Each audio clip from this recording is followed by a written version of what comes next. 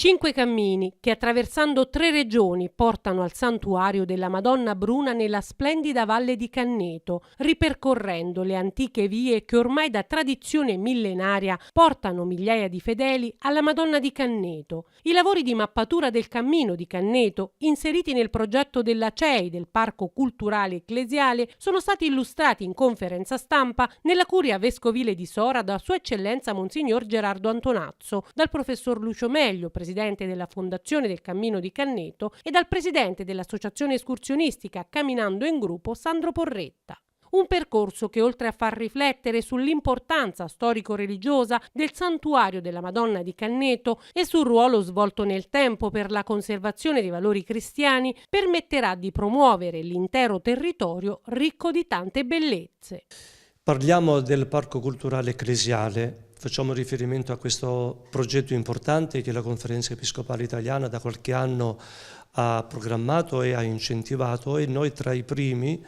abbiamo aderito proprio perché crediamo, ma soprattutto portiamo nel cuore un doppio amore. L'amore alla Madonna, un amore millenario che la nostra gente ha sempre ininterrottamente espresso e che ha dato a questo nostro territorio un'impronta di coesione, un'impronta anche di sostegno, di supporto per ogni aspetto della propria vita, proprio in riferimento a questo culto della Vergine Bruna a Canneto. E la coesione di tutto questo nostro territorio che favorisce anche una convergenza di intenti che non sono soltanto di natura religiosa. E qui il secondo amore, l'amore per questo territorio. L'amore alla Madonna non è diviso, separato dal voler bene a questo territorio, perché questa possibilità, questa opportunità del culto mariano è davvero una grande opportunità per poter sviluppare cultura, fare cultura nel senso pieno del termine. Grazie ad un certosino lavoro svolto dal professor Lucio Meglio e dal rettore del santuario di Canneto, don Antonio Molle, assieme ai responsabili delle tradizionali compagnie, sono oggi disponibili 5 percorsi che, attraversando il Lazio, l'Abruzzo ed il Molise, conducono alla Basilica Santuario della Madonna di Canneto. Noi come fondazione, tramite un tavolo di lavoro, abbiamo razionalizzato queste vie, rendendole fruibili da tutti i turisti del turismo lento, quindi coloro che amano conoscere i territori tramite il loro camminare, il camminare per scoprire e per vedere un territorio. Allora abbiamo, grazie a don Antonio Molle, rettore del santuario, e ai capi compagnia, costruito 5 principali vie di questo cammino. La prima è la via di Comino, che parte da Broccostello e arriva a Canneto, la seconda è la via del Melfa, dalla stazione di Roccasecca a Canneto, la via dei Santi da Cassino a Canneto, e poi abbiamo le 2 direttrici, la molisana e quella abruzzese. Siamo contenti che dal 1° maggio si potrà finalmente percorrere e vedere visibilmente le prime 2 vie del cammino, che poi saranno anche tramite il nostro sito, dove saranno caricate le mappe e le tracce GPS, potranno essere conosciute non solo in Italia ma in tutto il mondo.